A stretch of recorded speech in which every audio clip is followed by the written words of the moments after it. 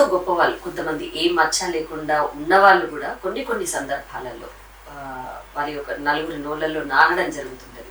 అది వాళ్ళ యొక్క గ్రహాల ప్రభావం అనుకోవచ్చు. కుజుడు రాహు యొక్క ప్రభావం ప్రతి వ్యక్తి మనం విన్నాం పవన్ కళ్యాణ్ గారు మాటలు మన తెలంగాణ గురించి కొన్ని మాటలు మాట్లాడడం జరిగింది. ఎంతో మంది వ్యతిరేకించారు వారిని ఆ మాటల ప్రభావం వల్ల. అది అలాంటి సూచనలు అనేది కనిపిస్తుంటాయి. ఒకటి ఇక్కడ మనం పవన్ కళ్యాణ్ జాతకం గురించి మాట్లాడుకోవాలంటే ఒక విధానం వేరే ఉంటుంది.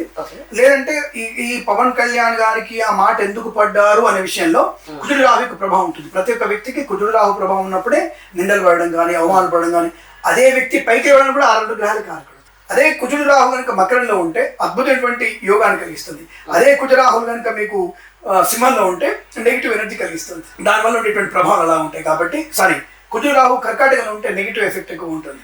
అదే కుజుడు రాహు మకరంలో ఉంటే సూపర్ సుయోగాన్ని కలిగిస్తాడు. అందుకే పవన్ కళ్యాణ్ అనే వ్యక్తిది దాదాపుగా శ్రవణ నక్షత్రం మకర రాశి.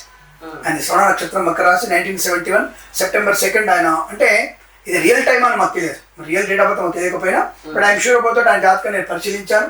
మన గత ఎన్నికల్లో ఆయనకు వచ్చేటువంటి సీట్ల గురించి నేను దాదాపు పరిశోధన బాగా చేసి నేను అక్యురేట్గా నేనే అక్యురేట్గా ఇచ్చాను. ఆల్మోస్ట్ నేను 21 సీట్లకు 21 గెలుస్తుందని చెప్పింది నేనైతే గట్టిగా చెప్పాను. మిగతా చెప్పాను కదా జనసేనకి ఎన్ని పార్టీలు ఎన్నుతాయని.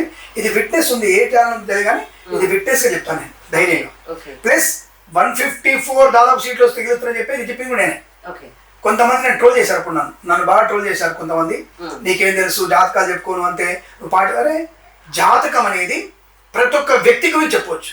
ఒక గేట్ గురించి, ఒక కిటికీ గురించి, ఒక వ్యక్తి గురించి, ఆ వ్యక్తి జుట్టు గురించి, సోఫా గురించి, కెమిస్ట్రీ గురించి, ఫిజిక్స్ గురించి, తర్వాత సైన్స్, బయాలజీ, అంతరిక్షము, పాతాళము, భూమి, ఆకాశము, అగ్ని అన్ని గురించి చెప్పగలుగుతుంది జ్యోతిష్ శాస్త్రం. బట్ అదే కెమిస్ట్రీ మాత్రం చెప్పగలుగుతాడు, ఇంకో సబ్జెక్ట్ చెప్పలేడు. ఒక జ్యోతిష్కుడు అన్నింటినీ చెప్పగలుగుతాడు.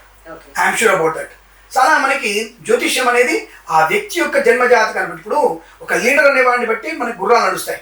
ఇప్పుడు రాముడు గెలిచాడన్న తప్ప రాముడితో హనుమంతుడు అసిస్టెంట్లు, సుగ్రీవుడు, విభీషణుడు వీళ్ళందరి వల్ల గెలిచాడని చెప్పారు. రాముడితో ఎవరున్నప్పుడు వీళ్ళందరూ వస్తారు. కానీ గెలిచేది ఎవరు? రాముడు. అయ్యా యుద్ధంలో రావణాసుడు చెప్పిన రాముడు ఒక్కడు చంపాడా? రాముడిని ఆధారం చేసుకున్నాం. రామాయణం అంతా రాముడిని బట్టి నడిచింది. రాముడి కంటే గొప్పవాడు ఉన్న పైన దశరథుడు ఉన్నాడు. ఆయన గురించి చెప్పాలి కదా మొత్తం రామాయణం. ఎందుకు చెప్పట్లేరు అంటే లీడర్ అనే వాళ్ళ గురించి ముందుగా ఫోకస్ చేసి ఆ లీడర్ని మనం ఫోకస్ చేసుకొని లీడర్ ద్వారా మనం ఇతని ద్వారా ఎలా నడుస్తుంది అంటే లీడర్కి ఒక విజన్ ఉంటుంది. ఎవరిని ఎక్కడ పెట్టాలి, ఎలాంటి తీసుకోవాలి, పార్టీకి ఎవరిని పెట్టాలి, పార్టీలో ఎవరిని మధ్యలో పెట్టాలి అనేది విజన్. అందుకే ఆయన జాతకం చూసుకొని చెప్తామని ప్రతి ఒక్కరు కూడా. ప్రతి ఒక్క వ్యక్తి జాతకం చూడడానికి లేదు, అవకాశం లేదు. మరి అలాంటప్పుడు మేము చెప్పిన వాళ్ళు ఫెయిల్ అయిన వాళ్ళు ఉన్నారు, మేము గెలుస్తున్న వ్యక్తి ఫెయిల్ అయిన వ్యక్తి కూడా ఉన్నారు. అలా మనకి వ్యక్తి జాతకాన్ని చూసుకుంటే ఆయనకి కుజరావు యొక్క ప్రభావం ఈ 2 నెలలు ఆయనకి ఎఫెక్ట్ ఎక్కువగా ఉంది. ఎందుకంటే జూన్ 2 లోపల జరిగింది ఇవన్నీ యుద్ధాలని. జూన్ 2 లోపల మే నుంచి 7 నెలలు జరిగిన ఇవన్నీ. ఆ తర్వాత వచ్చింది. తర్వాత ఆయన ఇచ్చిన కౌంటర్కి ఇప్పుడు సైలెంట్ అయిపోయారు ఒక్కొక్కడు. ఫస్ట్ మాట్లాడినటువంటి వ్యక్తులు ఏంటంటే తెలంగాణ మీద ఎట్లా అడుగు చెప్తూ అంటాడు. ఇది రాంగ్ స్టేట్మెంట్ వెళ్ళిపోయింది. తెలంగాణ వాళ్ళే ఒప్పుకోలేదు ఆ విషయం గురించి. నువ్వు ఎవడివి ఆపడానికి ఇక్కడ అసలు నువ్వు కాశ్మీర్ అంటూ కన్యాకుమారి కాన్స్టిట్యూషన్ మనది, ఇది ఎక్కడైనా ఏదైనా కొనుక్కోవచ్చు, ఎక్కడైనా ఏ వ్యక్తి అయినా ఉండవచ్చు.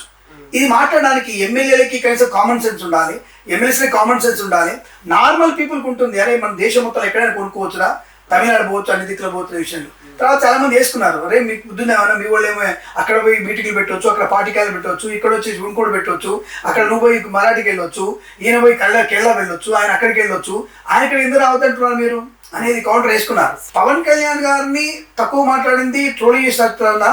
తర్వాత నోరు మూసుకోవడానికి ఆయన ఒక డైలాగ్ చెప్పాడు, ఇప్పుడు మేము నిలబడుతున్నాము, ఇప్పుడు ఎలక్షన్ లో పోటీ చేస్తాను, ఎవరు ఆపుతాడు ఆపుకుంటున్నా అన్నాడు. వీళ్ళే కాల్చుకున్నారు. ఇప్పుడు కనీసం ఒక 3-4 సీట్లకైనా ఎఫెక్ట్ పెడతాడుగా, 3% ఓట్లకైనా ఆయన మంట పెడతాడుగా. గెలిపే గుర్రాలని 3% ఓట్లు పోయినాయంటే 30 లక్షలు పోయినట్టు. 30 లక్షలతో గెలిచే వాళ్ళు ఎంతమంది ఉంటారు? 10 మంది ఎమ్మెల్యేలు ఉంటారు దాదాపుగా.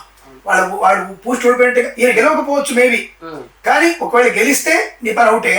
ఒకవేళ ఓడిపోతే ఆయన ఓడిపోయినా ఇంకొకడికి ప్రయోజనం గుర్తుంది. అది అంటే మీ కొరకు మీద పెట్టుకున్నారుగా, ఇప్పుడు ఖచ్చితంగా పోటీ చేస్తాడు. రేపు వచ్చే